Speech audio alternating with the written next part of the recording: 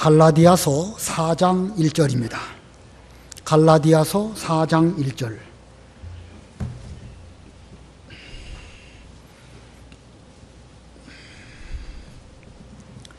갈라디아서 4장 1절.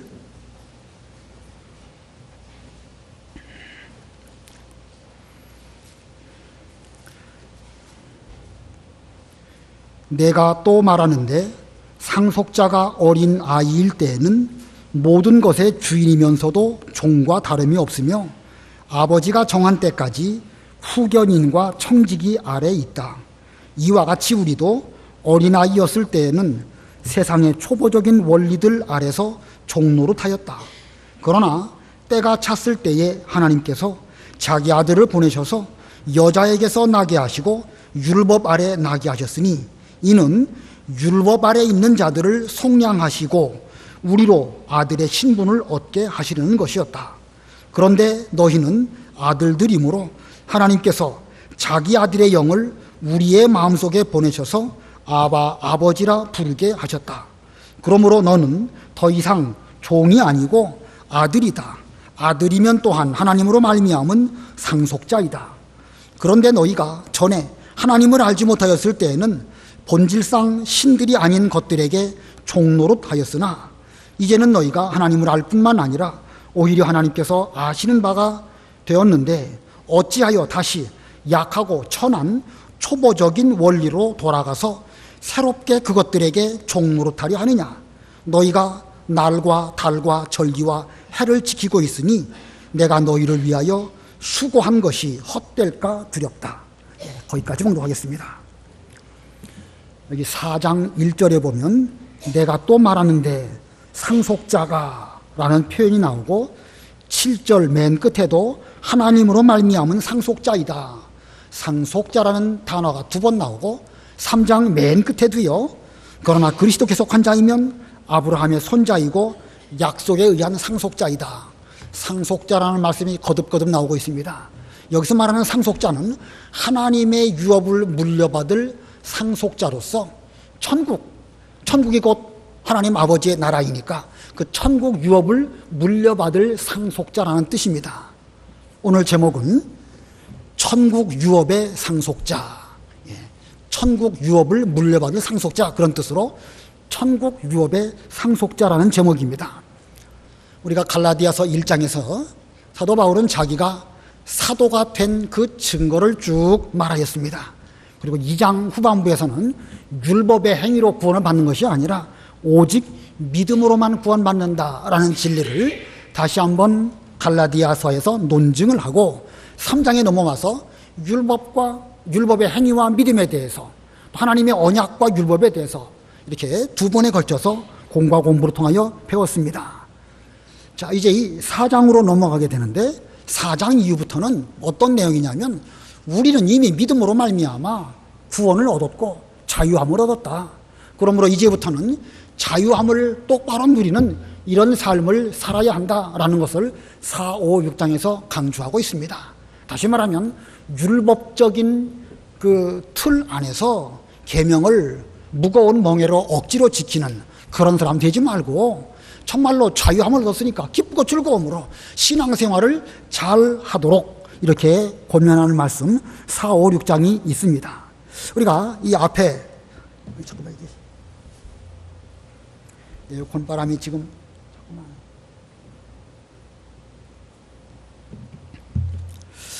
자, 우리가 앞부분에서 뭘 배웠냐면요, 이런 비유를 통해서 그 말씀을 배웠습니다. 부모가 아들을 낳을 때에 그 부모와 자녀의 관계는 생명적으로 연합된 그런 관계이지요.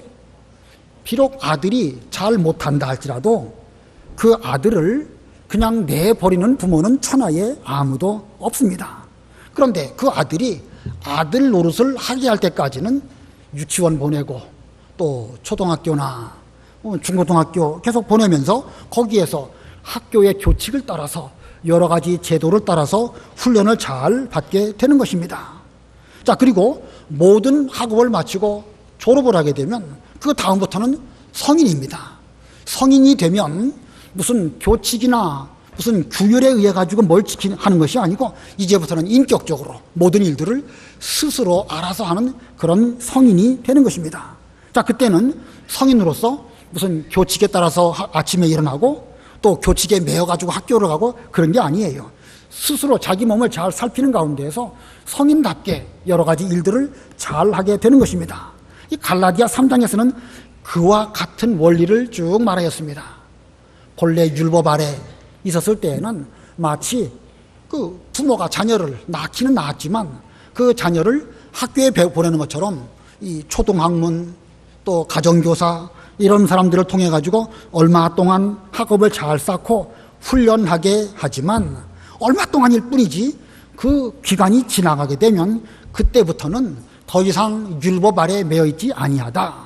그래서 율법이라는 그 제도, 그것은 우리에게 왜 주어졌냐면 죄를 깨닫게 하고 결과적으로 예수 그리스도에게 인도하는 그런 기간이 율법의 기간인데 그것은 어느 한정된 기간 속에서 이루어지는 것입니다.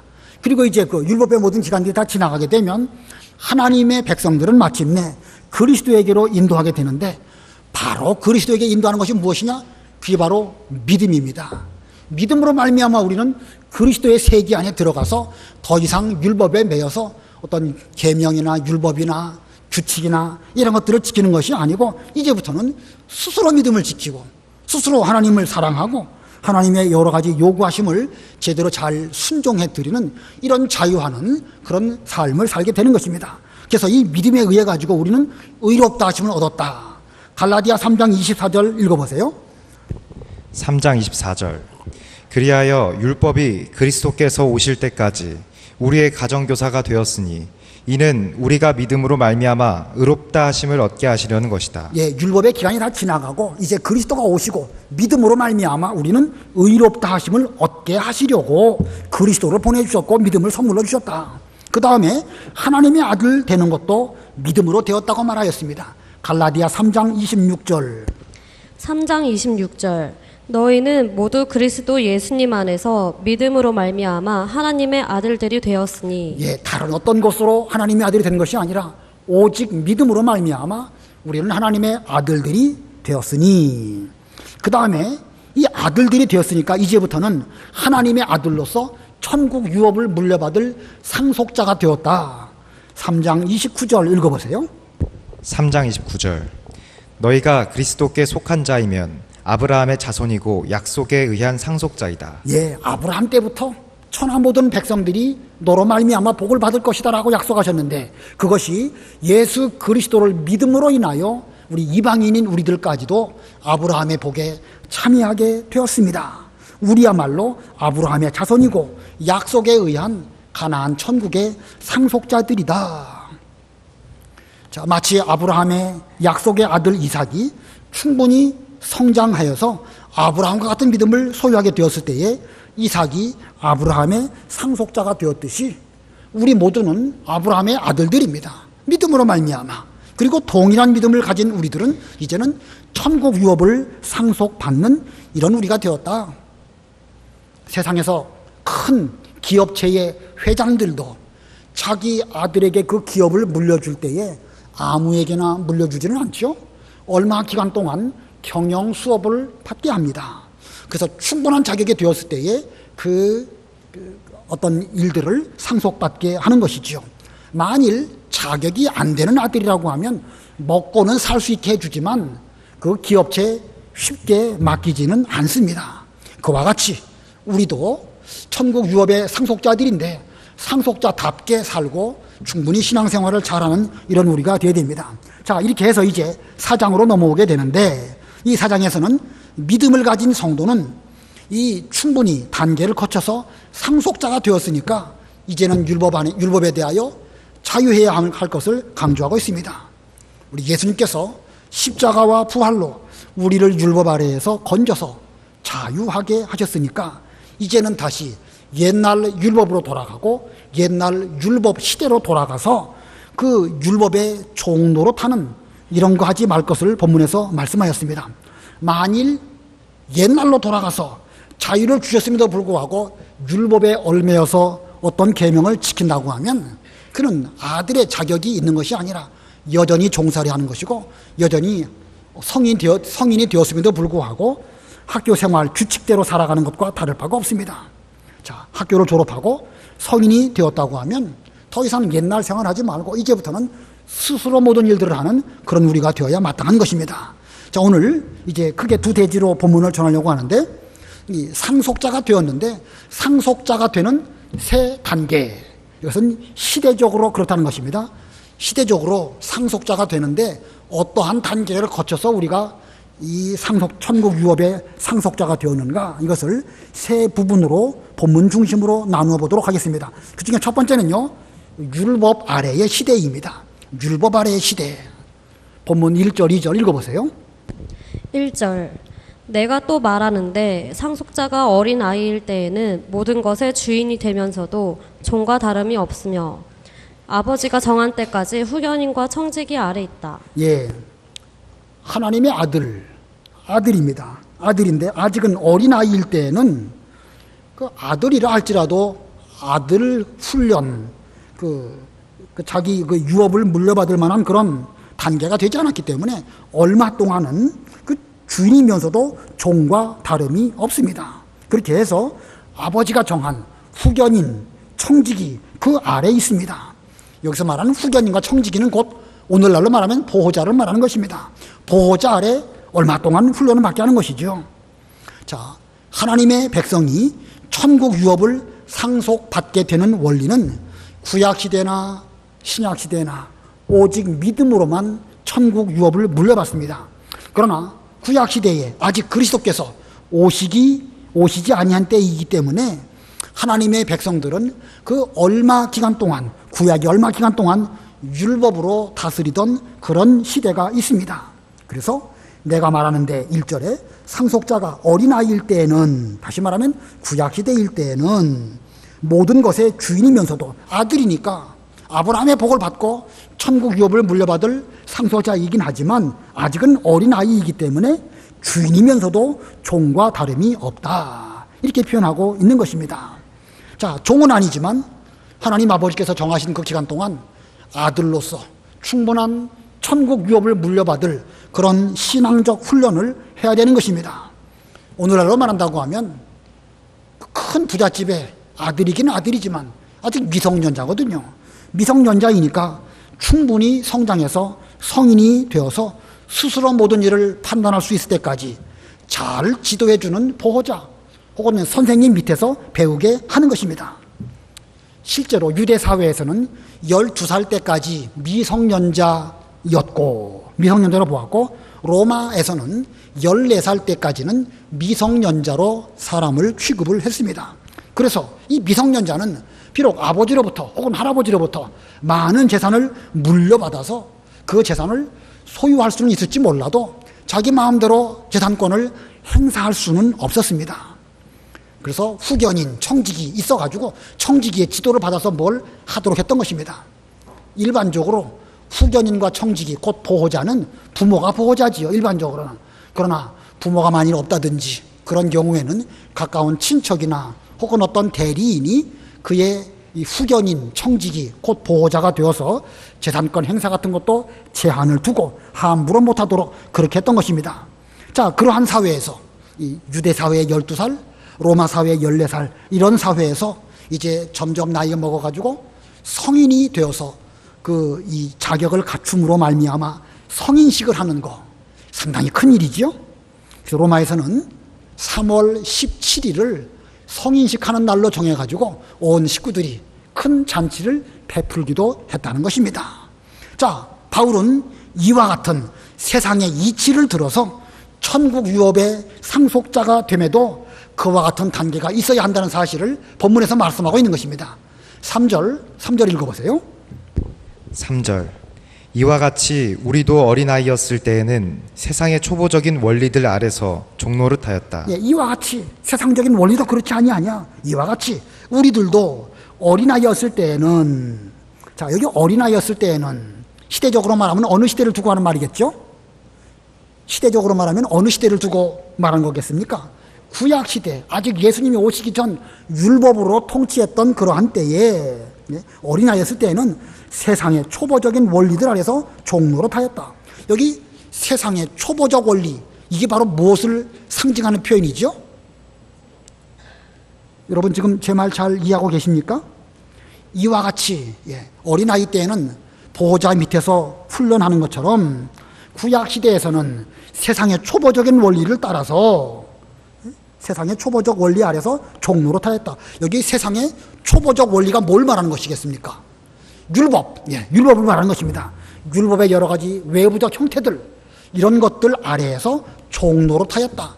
종노릇했다는 말은 강제적으로라도 율법 지키지 않으면 엄한 책망이 있고 엄한 초달이 있었다는 사실을 말하는 것입니다. 자, 어린아이 때에는 비록 그 집안에 앞으로 대를 이을 장손이라 할지라도 잘못하거나 나쁜 짓 하면 초달할 수밖에 없죠. 선생님, 초등교사, 여기 이런 사람들 시켜가지고 잘못하면 초달하는 거예요. 그래야 사람이 깨끗하고 꼿꼿하게 자랄 수 있기 때문에 아버지는 그렇게 허락을 하시는 것입니다. 이와 같이 구약시대의 율법 아래의 시대, 이것은 곧 어린아이와 같은 때였기 때문에 율법에 매여서 종노릇하는 시대였다라는 말씀을 1절부터 3절에서 말하고 있습니다. 그러다가 이제 이 율법 시대를 지나서 율법 아래의 시대를 지나서 두 번째 단계는 그리스도의 속량입니다. 두 번째 대지 그리스도의 속량. 여기서 말하는 그리스도의 속량은 예수 그리스도의 시대를 의미합니다. 그러니까 첫 번째는 무슨 시대예요? 율법 아래의 시대. 두 번째는 무슨 시대? 그리스도, 예수 그리스도의 시대. 곧 본문에서는 본문 표현들을 하려다 보니까 그리스도의 속량이라는 표현을 썼습니다. 자, 4절, 5절 우리 다 같이 합독하겠습니다. 4절, 5절 시작.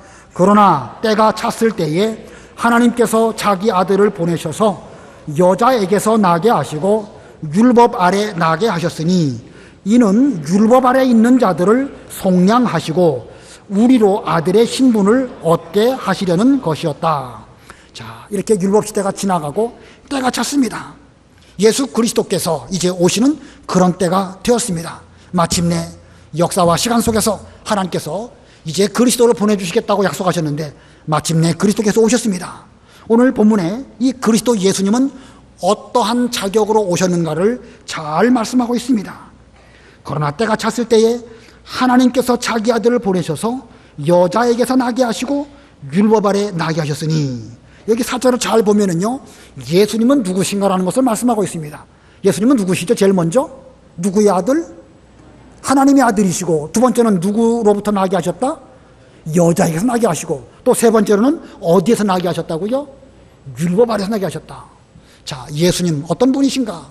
하나님의 아들이시고 여자에게서 나게 하셨고 율법 아래서 나게 하셨다.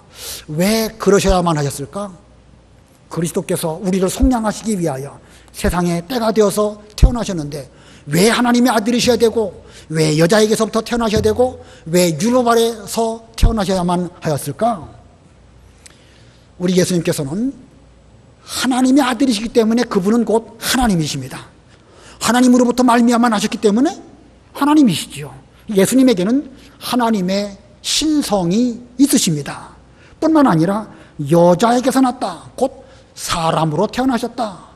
우리와 똑같은 사람의 몸을 입고 태어나셨습니다. 그러므로 예수님은 완전하신 신성을 가지고 계실 뿐만 아니라 완전하신 인성을 가지신 그런 분이십니다. 뿐만 아니고 예수님은 율법 아래에서 태어나셨습니다. 태어나시면서부터 베들레헴 마구간에 태어나시고 또 애굽으로 피난 가시고 나사렛에 가서 사시고 여러 일들을 하실 때에 구약의 성경에 예언된 모든 말씀들을 하나도 남김없이 다 지키시는 이런 삶을 사셨습니다. 왜냐하면 율법 아래에 있는 우리들을 속량하시려고. 자, 그래서 예수님에게는 하나님이신 신성이 계시고 사람의 인성도 계시고 그리고 우리처럼 율법 아래에서 태어나셨습니다. 그렇게 하신 목적이 어디 있을까? 그 목적 5절 보면 이는, 이렇게 하신 이유는 율법 아래에 있는 자들을 속량하시고 우리로 이들의 신분을, 아들의 신분을 얻게 하시려는 것이다. 두 가지지요. 율법 아래에 있는 우리를 속량하시고 우리로 하여금 하나님의 아들 되게 하시려고 이렇게 참 하나님으로 참 사람으로 율법 아래에서 태어나셨습니다. 자, 우리 예수님의 탄생 참으로 신기하지요. 정말로 기이합니다. 자, 이 4절 5절 속에 예수님께서 어떤 자격으로 세상에 오셨고 또 어떤 목적으로 이 모든 일들을 하셨는가를 잘 표현하고 있습니다. 우리 예수님께서는 이 모든 일들을 다 성취하셨고 지금은 부활 승천하셔서 하나님 보좌 우편에 앉아 계십니다. 예수님의 속량하시는 권세도 흠이 없고 점도 없이 완전 무결합니다. 얼마든지 천하의 모든 사람이라도 우리가 예수 믿고 또 예수님께 나아가는 사람이라고 하면 얼마든지 과거와 현재 외 미래의 모든 죄들을 다 속량하시고도 남음이 있는 그런 권세가 우리 예수님에게 있다는 것입니다. 자, 이렇게 예수님의 속량, 곧 예수 그리스도의 시대가 지나가고 이제 세 번째 단계가 도래하게 됩니다. 세 번째 단계는 무엇이냐? 성령을 보내주심.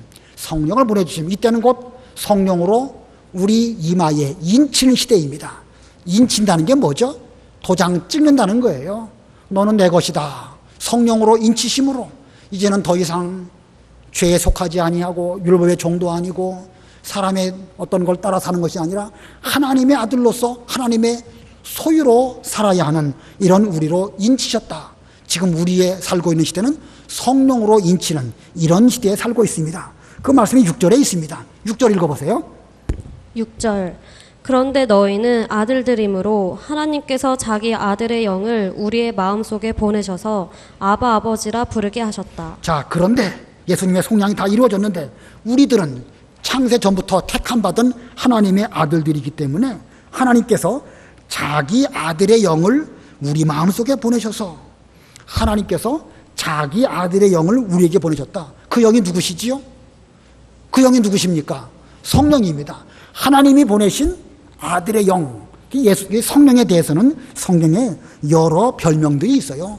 하나님의 영, 아들의 영, 보혜사 혹은 성령, 그 외에도 무수히 많은 별명들이 성령 하나님께 대하여 붙여지고 있습니다.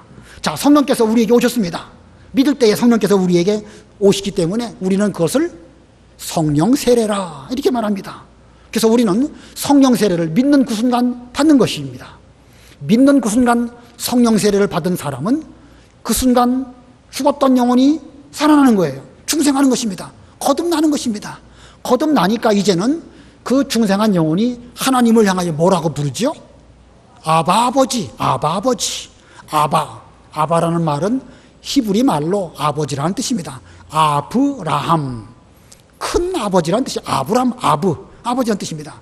아비멜렉, 구약시대의 그 블레셋 왕의 이름을 아비멜렉이라고 하는데 그것도 역시 아버지라는 뜻이에요. 세계 거의 대부분의 나라들마다 어린 아이들이 그 아버지를 부를 때 어린 아이 때는 아빠라고 부르죠. 아빠. 의성어로 보면 우리나라도 아빠, 중국에서는 파파라고 하던가요? 다 나라마다 비슷비슷합니다. 그래서 히브리 말로도 아바라고 지금 하는 것입니다. 아바 아버지. 이것은 곧 본성적으로 하나님을 향하여 예수 믿는 그 순간, 성령으로 인치시는 그 순간 우리는 하나님을 향하여 아바 아버지라고 부르는 것입니다. 우리가 하나님께 기도드리거나 혹은 어떤 일을 만났을 때에 아버지라고 부르는 것, 그것은 우리 속에 성령의 그 인치심으로 말미암아 그렇게 되는 것입니다. 성령의 역사가 아니고 하나님을 아버지라고 부를 수 있을까? 성령의 역사가 없는데 하나님을 두고 아버지라고 부를 수 있을까요? 연극 배우들은 그럴 수 있겠죠. 그러나 성령의 역사가 아니고서는 자연스럽게 본성적으로 하나님을 대하여서 하나님 아버지 혹은 주여 이렇게 말할 수가 없는 거예요. 기도 잘 못하지만 그냥 오랫동안 앉아있어도 기도가 잘 안 됩니다. 그래도 마지막 가갖고 하나님, 주님 이렇게 우리가 부르죠.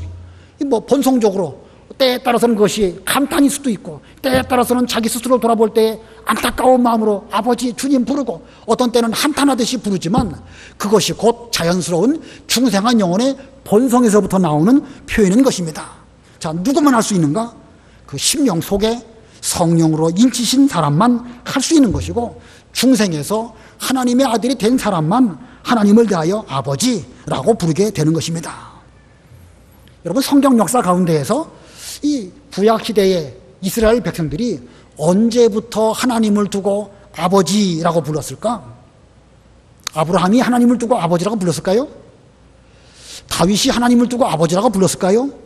예, 물론 구약시대에도 출애굽기를 보면 하나님께서 자신을 아버지라는 표현으로 표현하셨습니다.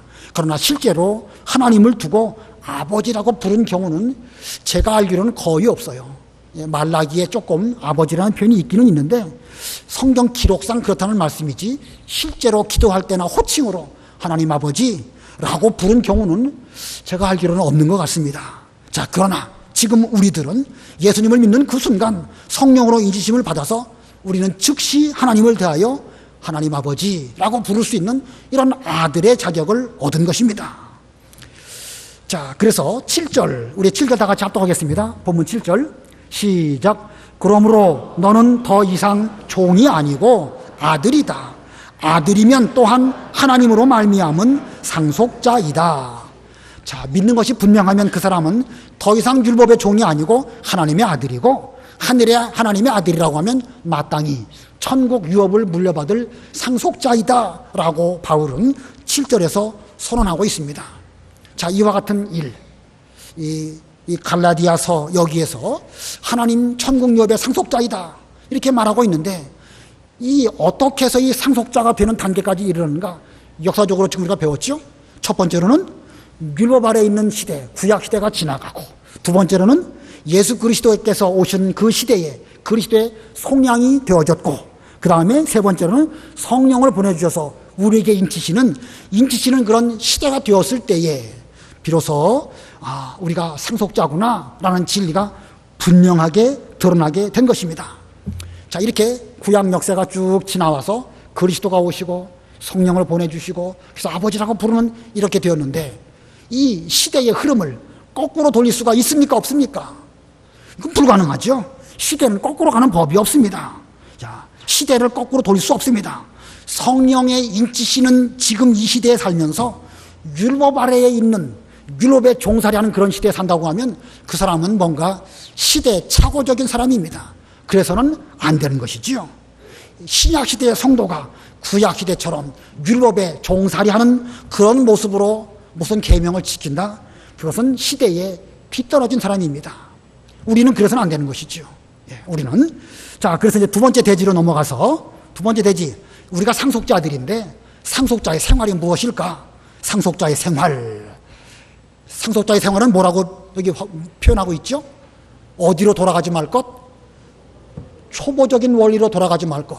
여러분 모두가 예수님의 속량을 믿는 그 순간 성령께서 우리에게 인치심으로 천국 유업의 상속자가 되었습니다. 상속자가 되었다고 하면 어떻게 살아야 될 것이냐? 그걸 지금 말하는 거예요. 무엇으로 돌아가지 말 것? 초보적인 원리로 돌아가지 말 것. 본문 8절부터 11절까지 읽어보세요. 8절.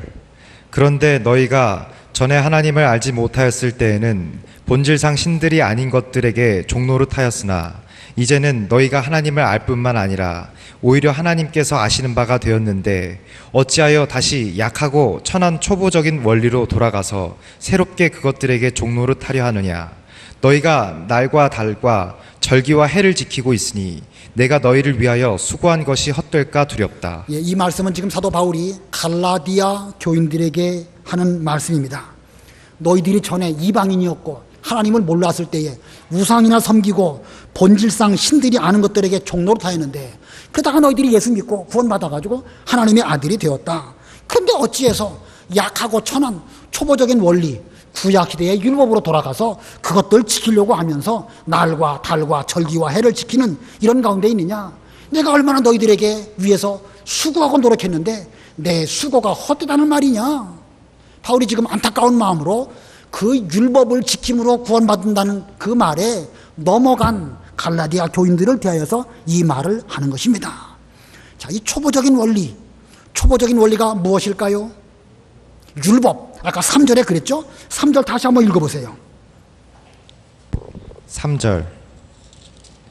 예. 이와 같이 우리도 어린아이였을 때에는 세상의 초보적인 원리들 아래서 종노릇하였다. 4절도 읽어보세요. 4절.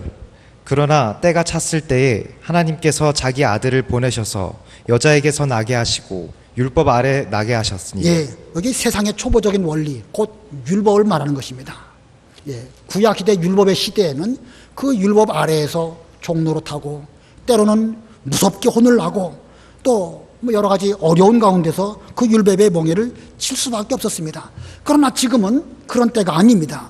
그런데 어찌해서 초보적인 율법으로 돌아가려고 하느냐라고 말했는데, 여기 뭐 8절부터 11절까지 여러 가지 내용들 자세하게 말하지 말고 한 가지만 우리가 좀 생각해 보려고 합니다. 이 본문을 잘 보면 여기 이 초보적인 원리를 뭐라고 표현하고 있냐면 약하고 천한 초보적인 원리로 돌아가서 이렇게 말하고 있습니다. 약하고 천한. 여러분, 율법으로 가르치는 것이 약한 것입니까? 강한 것입니까? 성도들을 잘 양육하는데 율법으로 가르치는 것이 약한 것일까? 강한 것일까? 율법으로 가르치는 것이 천한 것일까? 귀한 것일까? 구약시대에 날과 달과 절기 이런 것들을 지켰는데 그것들을 똑바로 지키지 아니하면 엄하게 했습니다. 심지어 그 계명들을 제대로 지키지 아니하면 돌로 쳐 죽이기까지 했습니다. 자, 율법으로 이렇게 돌로 쳐 죽이면서까지 안식일을 지키게 했다. 이거 강한 것일까요? 약한 것일까요? 이거 좀 중요한 질문이죠? 제대로 대답하셔야 됩니다. 율법처럼 안식일을 제대로 못 지키면 오늘날도 그 사람을 돌로 쳐 죽였다. 이거 강하게 가르치는 것입니까? 약하게 가르치는 것입니까? 겉으로 볼 때는 강하게 가르치는 것처럼 보이죠. 그러나 본문에서는 뭐라고 표현하고 있죠? 약하다고 말하고 있어요. 참 이게 좀 아이러니하죠? 그렇게 엄격하게 막 철저하게 율법적인 통제를 통해 가지고 가리키는 것, 그것이 겉으로 볼 때는 강한 것처럼 보이지만 사실은 약한 것입니다. 사실 약한 거예요. 예, 겉으로 볼 때는 아주 강하게 막 엄격하게 잘못하면 막 죽이기까지 하니까 얼마나 엄한 것입니까? 그러나 실제로는 그것이 약한 것입니다. 왜 그러겠죠? 당장은 율법 그 멍에를 안 지키면 초달이 오고 돌에 맞아 죽을 수도 있으니까 철저하게 지키려고 하긴 합니다. 그러나 그것을 억지로 지키는 것이다 보면 결국은 얼마 지나면 제대로 지키지 못하고 그냥 형식적으로 될 수밖에 없는 거예요. 우리가 오늘 오전 예배나 지난주 오전 예배 시간에 배운 것처럼 성전에 가갖고 소나 양을 가지고 제사를 잘 드린다고 해서 그런 어떤 법에 얽매여가지고 지키는 거, 그게 강한 것처럼 보여도요, 얼마 지나면 육신의 부패성으로 말미암아 그 제사가 흐리멍텅해지고 형식적으로 되어버리고 경건을 이익의 재료로 삼는 이런 쪽으로 갈 수밖에 없기 때문에 율법은 외적으로 보면 강한 것처럼 보여도 실제로는 약한 것이라는 것입니다. 자, 그러니까 어떻게 해야 되겠죠? 이제는 이 성령 시대에는 우리는 율법으로 말미암아 그런 계명들을 지키는 것이 아니고 우리는 복음을 가르쳐야 됩니다. 예수님께서 우리로 하여금 율법 아래에서부터 속량하시려고 어떻게 하셨는가? 왜 십자가를 지셨고 왜 우리의 모든 죄를 다 담당하셨고 그리고 마침내 부활하셨는가? 이걸 생각해 보는 거예요. 이걸 제대로 생각해 본다고 하면 과연 우리는 하나님의 사랑을 받은 사람이고 예수님의 놀라운 은혜를 입은 사람이라는 사실을 깨닫게 됩니다. 그리고 그때부터는 초보적인 원리로 율법으로 말미암아 강제적으로 뭘 지키는 것이 아니고 십자가의 사랑으로 그 원리들을 지키는 것입니다. 자, 그렇게 해서 지키는 사람은 더 이상 뭐 억지로 하는 것이 아니고 기쁜 마음으로 하나님의 은혜에 감사해서 그 모든 계명들을 잘 지키는 것입니다. 우리가 지난 주일날, 지난 주간에 어린이 여름 성령학교를 했지요. 딱 보니까 질서 유지가 쉽지 않아요. 초등학교 1학년에서부터 6학년까지 거기 모아놨으니 그 질서 유지가 쉽지 않을 수밖에 없겠죠. 옛날 제 생각이 나더라고요. 군대 갔다 와가지고 제가 그 주일학교 교사를 얼마 동안 했는데 이거 뭐 말을 잘 안 들어요. 그러니까 군대식으로 소리 한번 꽥 지르면 아이들이 놀래가지고 뭐 무서우니까 뭐 질서도 지키고 그런 것처럼 보입니다. 그러나 그게 신앙적인 가르침이 제대로 될 수 있을까요? 일시적으로는 아이들이 말을 듣는 것처럼 보여도 사실은 그렇게 해가지고서는 신앙교육이 될 수가 없는 것입니다. 애들이 좀 떠들어도요, 아이들이기 때문에 떠들 수밖에 없지. 그래도 저들에게 하나님께서 들을 길을 주셨으니까 나는 기도 많이 하는 가운데에서 잘 말씀을 전하면 분명 그 아이들이 다 알아듣습니다. 떠들고 장난치는 것처럼 보여도요, 다 알아듣더라고요. 나중에 자기들이 발표할 때 보니까 우리가 기대했던 것 이상으로 신앙적인 원리나 여러 가지 일들을 제대로 잘 분별하고 있었습니다. 그러니까 조금 떠들어도 그냥 이해하고 계속 말씀을 잘 전하다 보면 그 아이들이 초등학교 1학년에서 2학년, 3학년, 6학년쯤 되면은요, 아주 의젓해지는 것입니다. 이것이 교회에서 신앙교육을 하는 방법입니다. 유년중학교 아이들만 그럴까요? 여러분은 안 그렇습니까? 여러분 안 그러신가요? 점심시간 좀 기도 좀 열심히 하시고 오전에 배운 말씀 잘 묵상하시고 오후 예배도 잘 들을 수 있도록 준비하면 얼마나 좋습니까? 근데 이게 쉽지가 않거든요. 어떻게 해야 되겠죠? 뭐 제가 한번 이렇게 강다상에 서가지고 떠들지 말고 기도하십시오. 뭐 옛날처럼 떠드는 사람 이름 적어낸다든지 뭐 그렇게 해갖고 뭐라고 하면 조용은 할 수 있겠죠. 그러나 그런 방법으로 해갖고서는 이게 초보적인 원리이기 때문에 일시적으로는 효과가 있을지 몰라도 궁극적으로는 별 효과가 없습니다. 괜히 분위기만 이상하게 될 수밖에 없는 거예요. 그래서 우리 교회나 가정에서 율법의 엄한 것으로 그 무거운 그런 멍에로 하는 것은 그것은 약하고 천한 방법입니다. 오늘날 시대는 어떻게 되겠습니까? 예수님의 속량을 가르치고 성령의 인치심을 잘 가르치고 하나님의 은혜와 사랑이 얼마나 무궁무진하시고 큰가를 잘 일깨워준다고 하면 그 복음을 듣고 깨달은 사람은 물론 얼마 동안은 어려운 시절, 어린 시절, 성장하는 시절을 겪을 수밖에 없겠죠. 그러나 충분히 지나가고 나면 은혜와 기쁨이 충만해서 계명을 스스로 잘 지키는 이런 가정, 이런 교회가 될 수가 있는 것입니다. 여기 계신 우리 모두가 다 율법으로가 아니라 복음으로, 은혜와 기쁨으로 신앙생활을 잘하는 건강하신 여러분들이 되시기를 바라고, 여러분의 가정도, 우리 명륜교회도 율법적으로 무슨 제도와 질서로 이런 것이 아니고 정말로 하나님의 은혜에 감사해서 교회가 질서도 잘 지키고 은혜와 사랑이 넘치는 이런 교회가 되어야 됩니다. 그런 교회가 되기 위해서는 자율적으로 자기 스스로 옳다고 여기는 것에 대해서 계명을 잘 지키려고 노력하는 그런 신앙이 필요합니다. 억지로 하지 않으려고 하니까 스스로 계명을 잘 지키시고 기쁘고 즐거운 마음으로 하나님 앞에서 신앙생활을 잘하는 여러분들이 다 되시면 대단히 감사하겠습니다. 기도하겠습니다.